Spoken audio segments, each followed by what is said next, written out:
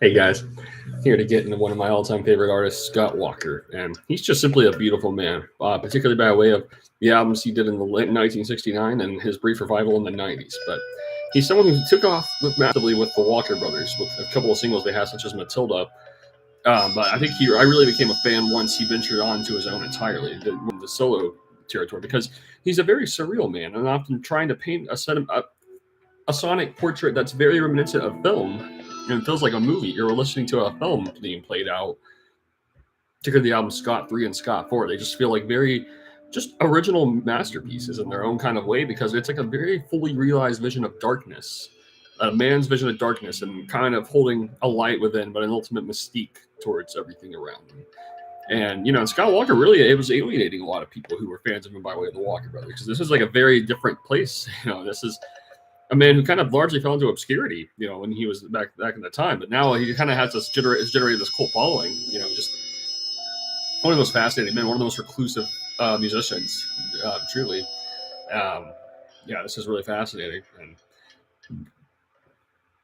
really unique man all around. So yeah, I had admittedly not listened to his first two albums, Scott, which came out in 1967, and I had the big hit Matilda, or Scott 2 in 1968. But things get really fascinating with Scott 3 in 1969. And this is perhaps one of my favorite late night albums of all time. Like this truly properly sounds like the album equivalent of like a masterpiece gothic horror film, such as like Rosemary's Baby, where you just kind of feel like you're in this mansion and something could go wrong at any given moment. And it just feels really natural the entire way through. That's the thing about it. Like the way the strings come together, like on songs like It's Raining Today, it's just really powerful and ultimately just feels horrific, but it's kind of like almost empowering just by being mystified by horror rather than just simply having fear. I think that's the feeling of listening to Scott Walker. It's to have bravery in the face of the things you don't understand. It feels like a storm is happening and just taking it in. Like songs like Funeral Tango kind of have all this sarcastic living inside of it. Like just a lot of sarcastic kind of like 60s energy living inside of here. I really enjoy like sarcastic flower power energy. I really love that distinctive feeling. And this is really a great album. Like it's it sounds like Butterfly, 30th Century Man. Like they all have a really good kind of feeling to them. It's really, really unique what it lays out here.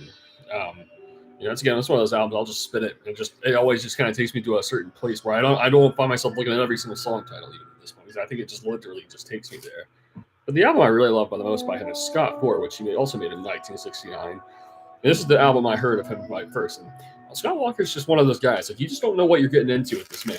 Like he's really someone who would border on being cheesy, but he literally, I think, gets right on the line of actually just executing himself to where you can actually get into it. This really feels like something that just doesn't let you down whatsoever. I mean, this is one of the best albums I've ever heard in my life. It really is unlike anything else ever. It's just a completely continuing forward foundation of what guys like Leonard Cohen and Nick Drake were doing, and Tim Buckley as well. Just kind of just capturing something like melancholic pop, but experimental. This is certainly a very classy sounding album too. I mean, there's just the amount of class living inside of this, and the way that everything is so tightly arranged and well compacted, just simply never feels too over the top. Because Scott Walker just really has a big way of arranging these songs. You have songs like Duchess, and it just feels like there's something very romantic about the way the refrain plays out, but it also just kind of ends up being its own kind of lonely romance, lonely love, you could say.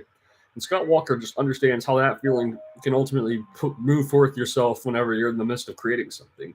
The masterpiece song in here has got to be The Seventh Seal, which, of course, took influence from the Ingmar Bergman film to an equally great song of the whole story, and the way that it sounds is just so perfect. I mean, the galloping strings and the way that it don't necessarily sounds like an Ennio Morricone song in a way, but kind of to pop places. Scott Walker just makes that one of the best songs ever.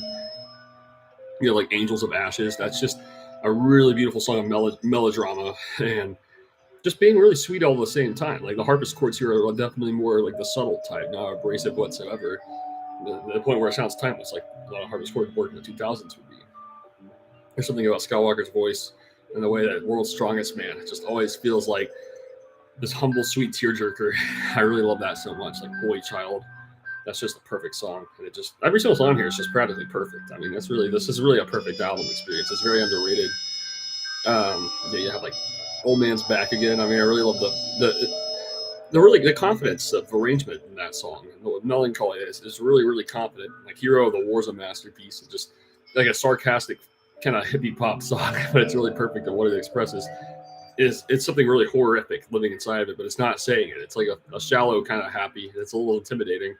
Get Behind Me is the perfect near closer. It's like an offbeat kind of just, staying happy, but Rams Goodbye is the closer, and it's just unbelievably gorgeous. This is just a perfect album that is probably going to be way better than you expected to initially, because despite the fact has a perfect voice, he also has a perfect ear for arrangement, and just bringing it all together here. And this is just an album that is just, I always come back to it and hear something better every time, because it really is just one of a kind entirely.